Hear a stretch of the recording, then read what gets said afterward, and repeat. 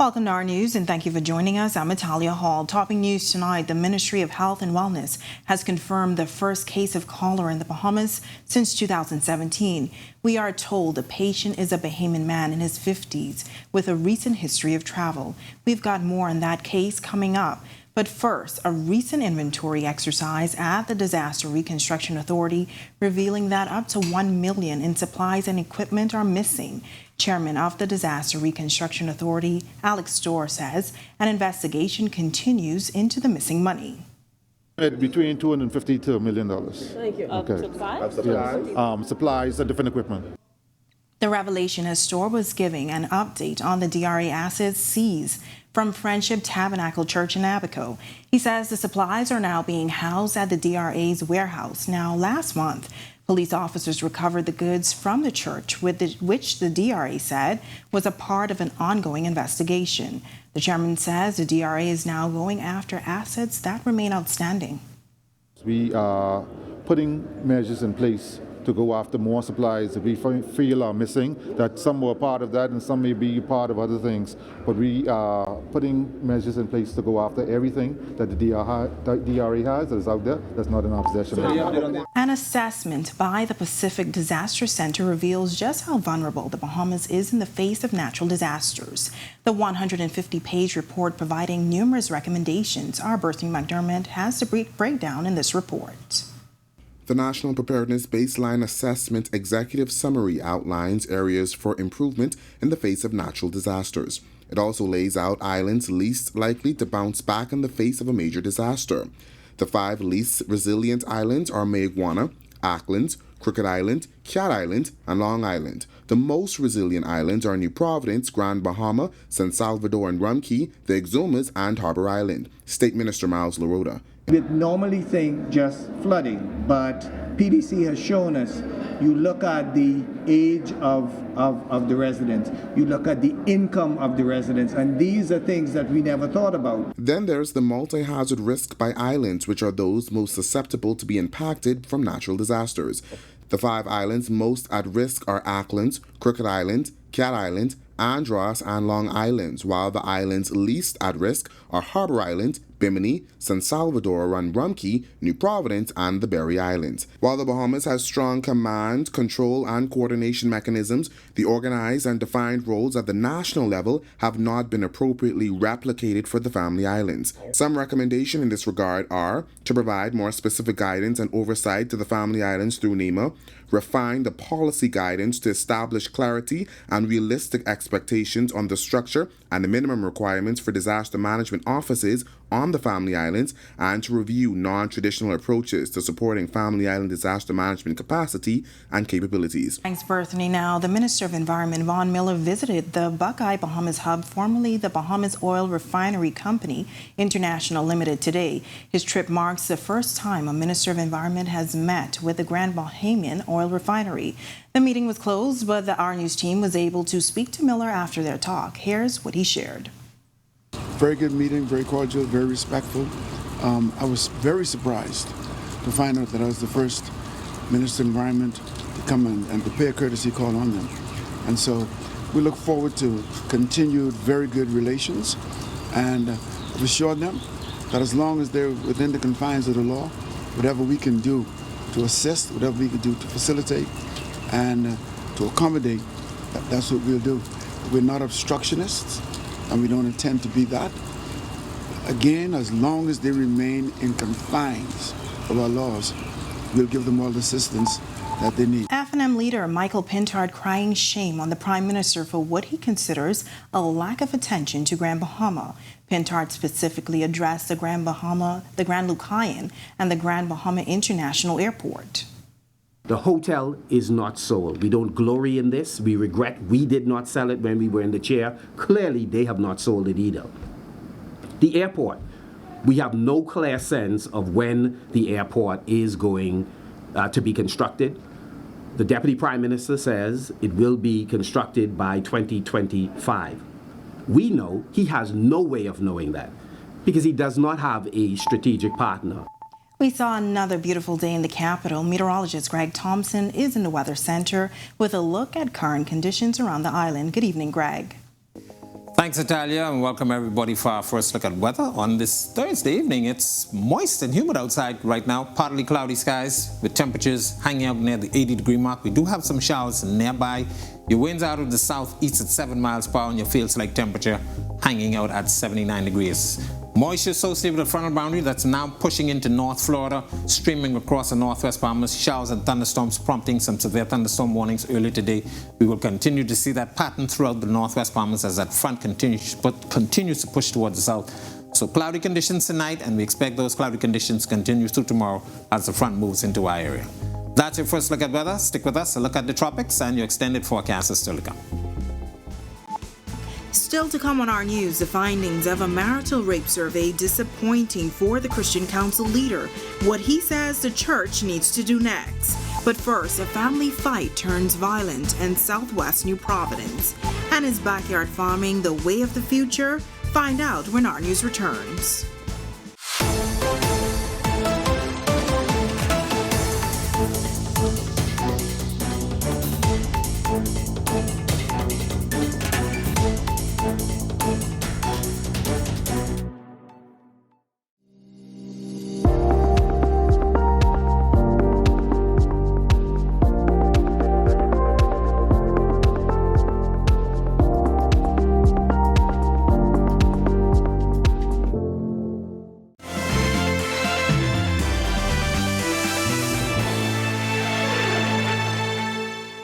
The Ministry of Health and Wellness has confirmed the first case of cholera in the Bahamas since 2017. The patient is a 50-year-old Bahamian man with a recent history of travel. Now, the Ministry of Health releasing a statement, 52 rather, saying he was suffering from vomiting and diarrhea. A lab test confirmed the cholera diagnosis. The Ministry of Health says the patient is in stable condition and is receiving treatment, and the disease surveillance unit is monitoring the situation. Haiti recently reported over 30 confirmed cases of cholera and 16 deaths. Symptoms of cholera include vomiting, diarrhea, thirst, leg cramps, restlessness, and irritability. The ministry is urging anyone experiencing those symptoms to immediately seek medical attention. An Abaco businessman facing gun and drug charges was remanded to prison despite being granted a $40,000 bail by a magistrate. 59-year-old Charles Bodie of Murphytown appeared before Magistrate Samuel McKinney Thursday on multiple charges that stem from an October 7th raid at his business BEM Automotive. The officers allegedly found cocaine and marijuana with a collected value of $300,000, 3 firearms, and 112 rounds of ammunition of multiple calibers during a search of the premises. They allegedly seized a rifle, an Austrian Glock 9mm pistol, a Remington 9mm pistol, 112 rounds of ammunition, 2 kilos of cocaine, and 290 pounds of marijuana.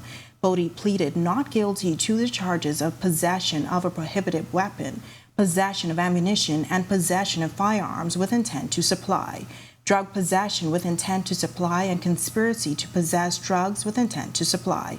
McKinney set a trial date for November 19th and granted Bodie a $40,000 bail. However, the prosecutor, Inspector Kendred Ball, told the magistrate that he was seeking a review of his bail decision. As a result, Bodie's release on bail was suspended. Police are investigating a stabbing incident that occurred in southwest New Providence around 11 p.m. on Monday. According to reports, 2 male relatives got into an altercation at their home and one stabbed the other in the leg. The victim was taken to hospital where he was treated and released. As police investigate this matter, they are also urging the public to find other ways to resolve their conflicts. 1 in 12 women, or approximately 4,000 women, have been raped by their husbands, according to the findings of a University of the Bahamas study. Tonight, President of the Bahamas Christian Council, Bishop Delton Fernandez, is weighing in. Megan Shepard reports. A recent study by the University of the Bahamas exploring the prevalence of spousal rape in the country, suggesting that around 6,000 wives claim to be the victims of sexual abuse. President of the Bahamas Christian Council, Bishop Delton Fernandez, tells reporters these statistics are horrific. I think the data can be the catalyst of a strong conversation as clergy. As I've spoken to the clergy, we've got work to do. We've got a lot of work to do to reverse what's going on in our society. The Christian leader says he doesn't want to sum the issue up to dysfunctional marriages, but he admits that there is work to be done. Generations see marriage differently. Some people see it as something to be tried and put away with. We see it as something eternal put together by God.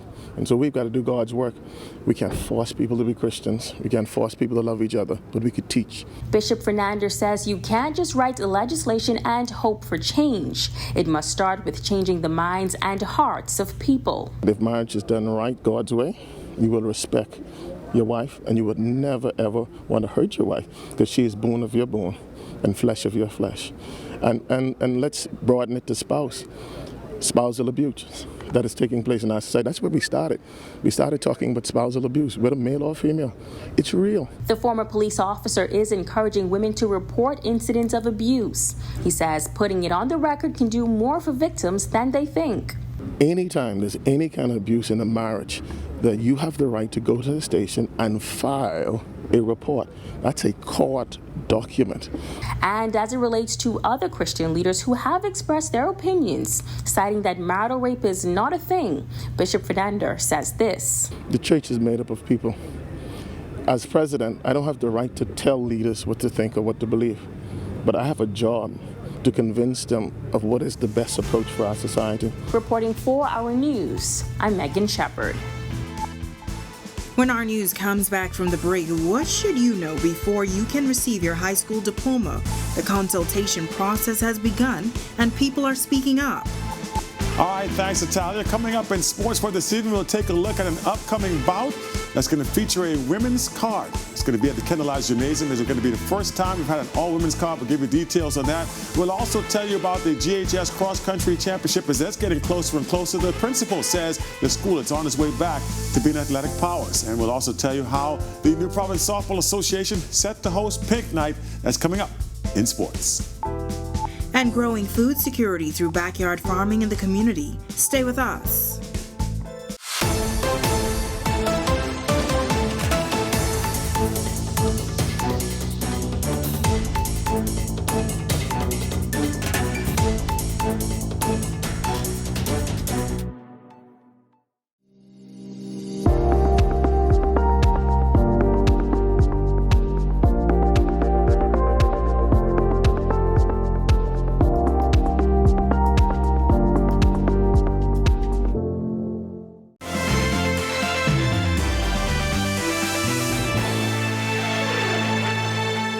This is our news. Welcome back. Months after officials announced the formation of a commission that will review the Bahamas high school diploma, the group has hit the ground running, holding the first of many town meetings last night.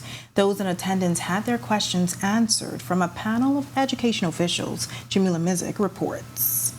The Bahamas High School Diploma National Review Commission has started its consultation process. They're seeking input from the wider population on the criteria for obtaining a high school diploma. So what are the requirements? Well, there are 8 of them that include a 2.0 GPA, at least 90% attendance and punctuality, 30 community service hours, 20 job readiness training hours, and 3 parent-teacher conferences. Another requirement, a student must obtain at least 4 BJCs with a passing grade. Acting Deputy Permanent Secretary Keishan Bastian explains the reason for the criteria. The BJC exam is a standardized national competency that we can look at that levels the playing field across the country. One parent in the audience asking for clarity on the requirement of 27 credits. The purpose of credits was to ensure that when our students took their transcripts with them to tertiary institutions abroad, there was a value on the document, that a language on the document the tertiary institutions would understand. A student earns a credit for every subject that's passed with a C grade or better. Those in attendance were also surveyed for their suggestions on what should remain and what they feel should be eliminated on the current list of requirements. Now, a number of town hall meetings will be held throughout the rest of the Family Islands. Reporting for Our News, I'm Jamila Mizik. Thanks, Jamila. Now, professional boxing set to make its return to the capital, this time with a twist, as for the first time an all-female card comes your way. Meanwhile, the principal of GHS supporting the school's upcoming cross-country meet. Marcellus Hall is up now with a check on sports. Marcellus? All right, thanks, Natalia. Welcome to our sports, everybody. I'm Marcellus Hall. Female boxing has grown into major prominence over the last few years. Now it'll be a chance for Bahamians to get a chance to see exactly what that's all about, as the first ever Fight for the Cure boxing card will take place October 28th at the Candlelight Gymnasium. What's special about it, there's going to be an entirely female boxing card featuring 4 bouts, all of which will feature female fighters, and one of which will be a championship bout. Let's take a look. First Class Promotions will be putting on its first fight card in a very long time, as they announce plans for the Fight for the Cure card, which will take place on Friday, October 28th at the Candlelight Gymnasium. Now, as the fight card draws nearer, there is something very unique about this. It will be an all-female boxing card, and it'll also have a chance for a World Boxing Association Championship on the line. Promoter Michelle Miners tells us more. And we're putting on a WBA world title fight here in the Bahamas for the very first time, in the Bahamas, in the Caribbean, an all-female match. So it's going to consist of 4 major fights, and it's going to be something for everyone who is anyone want to come out and see. So we want you to come out. It's going to be Friday, October the 28th. 2022 at the Kendall G.L. Isaacs Gymnasium. During this time, we're dubbing this event Fighting for the Cure. And we're fighting for the cure for both cancer, for persons who have been rehabilitated from cancer, and all of the murder victims, that male and female murder victims. Meanwhile, as we mentioned yesterday, GHS gearing up for its cross-country meet, which will take place on Saturday over at the Thomas A. Robinson Stadium. Principal of Government High School saying that, you know what, it's time to get GHS back on the map. I'm really excited and proud of my PE department for hosting this event. Students for a very long time have been wanting to participate in a lot more sports, and we really didn't have the facilities. So on behalf of my team, I want to say a special thank you to Minister Glenys Hanna Martin for partnering with us and trying to get the place up and ready. We now have basketball courts and so much more equipment here at Government High, and our students want to be a part of it. And of course, the New Providence Softball Association will host Pink Night tonight in honor of the Cancer Awareness Month, Breast Cancer Awareness Month. It'll be also the start of the New Providence Softball Association Championships, which will begin this evening at the Blue Hills Playing Fields, back at the Bankers Field. 2 games on the agenda. Game 1 will feature the Ladies Championship, Round 1, Game 1, and of course, following that, the men will take to the field. And there it is, your check on sports for you here on this Wednesday. I'm Marcellus Hall. Back to you, Natalia.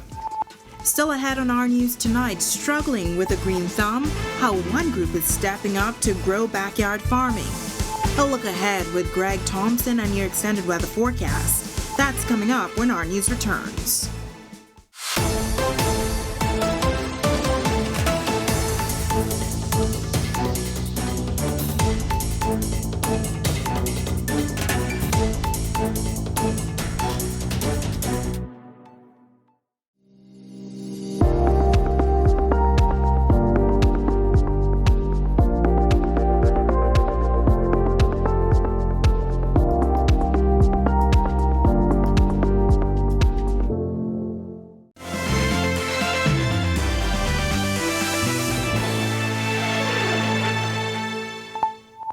Welcome back to our news. A few stray thunderstorms around the country. Greg Thompson is back with your extended weather forecast. Greg?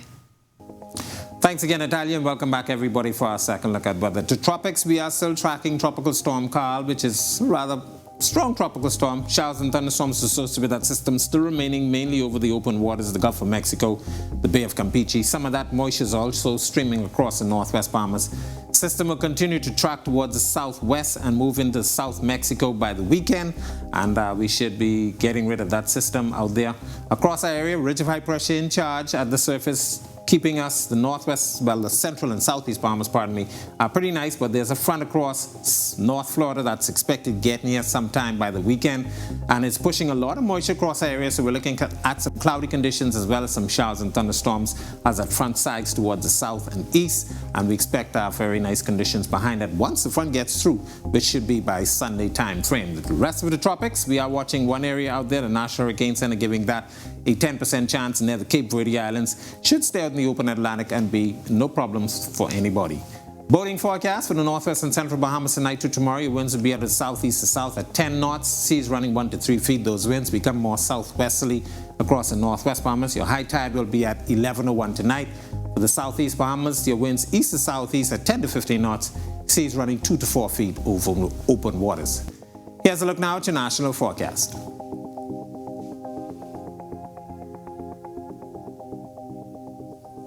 In your 7-day forecast, showers and thunderstorms in the forecast tomorrow and possibly into Saturday with cloudy conditions. But once the front gets through here, temperatures will take a bit of a dip. We'll be looking at low to mid 80s for the balance of the weekend and into early next week. And those temperatures will dip into the low to mid 70s. That's a look at our weather. Make it a safe night, everybody. Thanks, Greg. And finally, in news tonight, the Agricultural Development Organization and the Church Commercial Farming Group partnering to distribute backyard farming kits to high school students and the wider community. Our Megan Shepard was there. The Bahamas continues to grapple with food security, importing some 90% of our food at a cost of an estimated $1 billion. Minister of Marine Resources and Agriculture, Clay Sweeting, joining the Agricultural Development Organization and the Church Commercial Farming Group as they gave 25 kits to students and 70 to the wider public. In light of the challenges that exist surrounding the availability of fresh, wholesome foods, I continue to encourage backyard farming. Give a man a fish and you feed him for a day. Teach him to fish and you feed him for a lifetime. Well, according to Chairman of the Agriculture Development Organization, Philip Smith, they're aiming to teach Bahamians how to farm with the intent of making a major dent in food sustainability.